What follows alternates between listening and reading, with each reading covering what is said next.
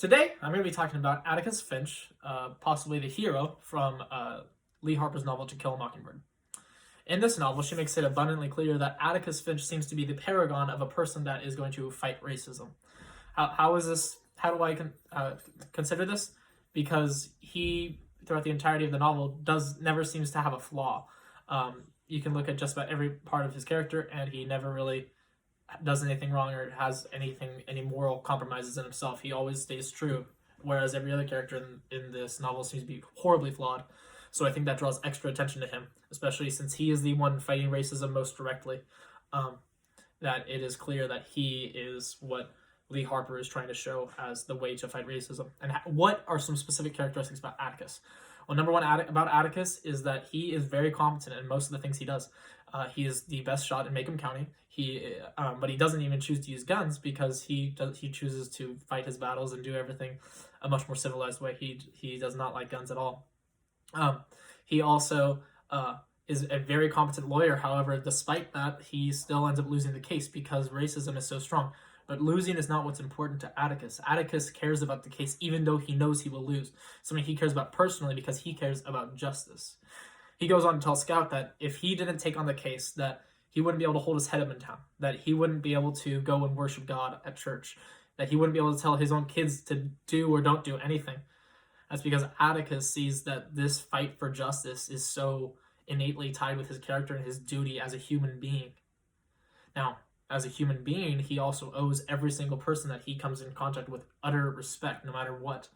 This is seen many, many times. He defends many people. He talks about this first introduced with Mr. Cunningham. Mr. Cunningham, he teaches Scout about how Mr. Cunningham can't pay, so he lets Mr. Cunningham pay with whatever he can scrounge together, whatever produce he can give him, and he always treats him with the most respect, even though he is poor. That's the first and lightest of the examples.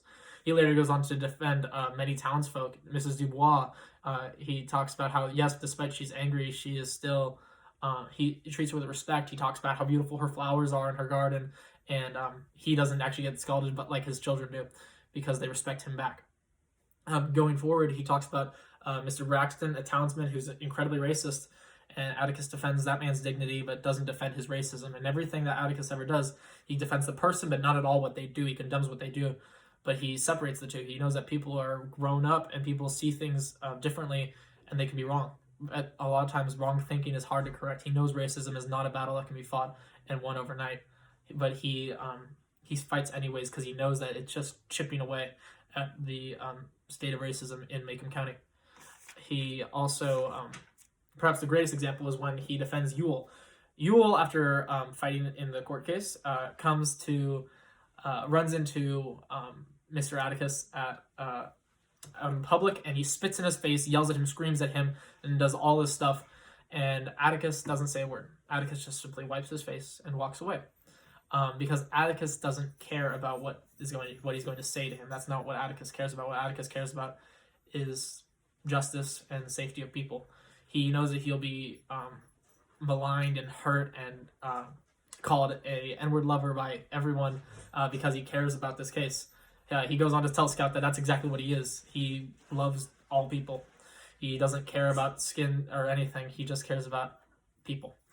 His family, he's the outcast of his family. He moved off of Finch's Landing, which was a plantation run by his family years ago when slavery was still a thing. And he seemed to have been ashamed of that and didn't want to be there. Even though the rest of his family lives on that plot of land, he leaves. He defends Calpurnia, the stay-at-home nanny nurse type person who in many ways raised his children. He sees her as a fit mother figure, even though after his wife died. He sees that this woman, a black woman, has plenty of potential to raise his children. And he actually defends that to his sister, who comes over, and she thinks that the kids are being raised wrong. He says, absolutely not. Calpurnia's done a great job. You can be here, I guess, I suppose, considering I'm going to be out a lot, but you aren't. I don't need you to raise my children. You're a Finch in a sense. He didn't necessarily care for that. It seems that he doesn't have the most admiration for his sister, but he still respects her all the same.